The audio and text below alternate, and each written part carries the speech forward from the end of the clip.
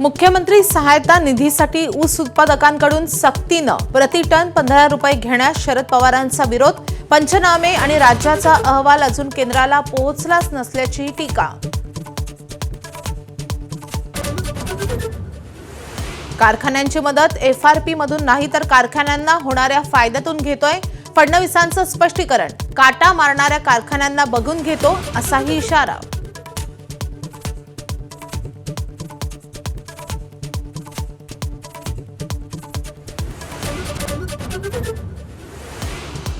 आजवर अनेक राज्यकर्ते आले पण साखरेचे भाव पडलेले असायचे।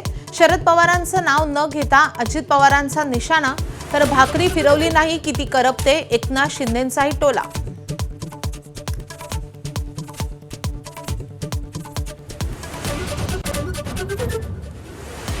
अतिवृष्टीने झालेल्या नुकसानीचे पंचनामे करून अहवाल लवकर पाठवून द्या, केंद्राकडून मदत पाठवतो। अमित शहांचं आश्वासन, 2 दिवसांमध्ये अहवाल पाठवू अशी मुख्यमंत्र्यांची ग्वाही।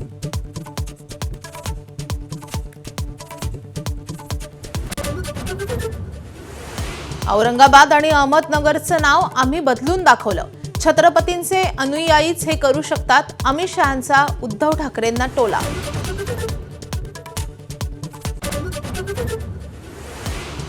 अमित शहा येण्याआधी मंत्री पंकजा मुंडे साई मंदिरात ध्यानस्थ, पायरीवर बसून साई नामाचा जप, तर उपमुख्यमंत्री अजित पवारांचं भाविकांशी हस्तांदोलन।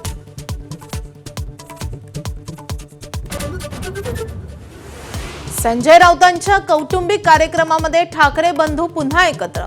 मुंबईत राऊतांच्या नातीच्या बारशासाठी उद्धव ठाकरे आणि राज ठाकरे उपस्थित।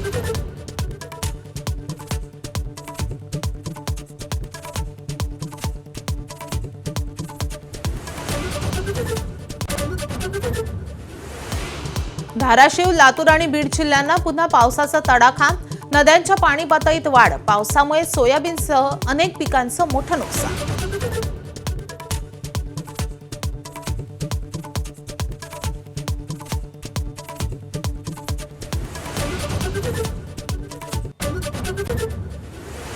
जरांगेंच्या दबावाखाली सरकारचा ओबीसींवर अन्याय, वडेट्टीवारांचा निशाणा, जरांगे पाटलांनी 374 जातींच्या लोकांना समुद्रात बुडवून टाकावं, वडेट्टीवारांचा संताप।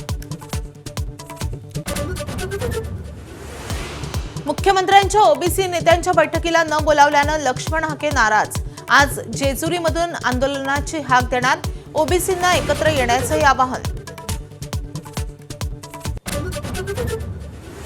बुलडाणा जिल्ह्यातल्या बावनबीरमधल्या विसर्जन मिरवणुकीवरील दगडफेक प्रकरणी 20 जणांना अटक, गावामध्ये पोलिसांचा अजूनही तगडा बंदोबस्त, गावातलं जीवन हळूहळू पूर्वपदावर।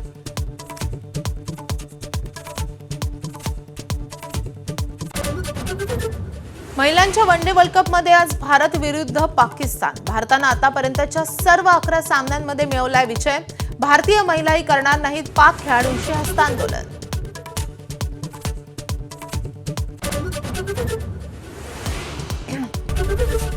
एबीपी माझा, उघडा डोळे बघा नीट।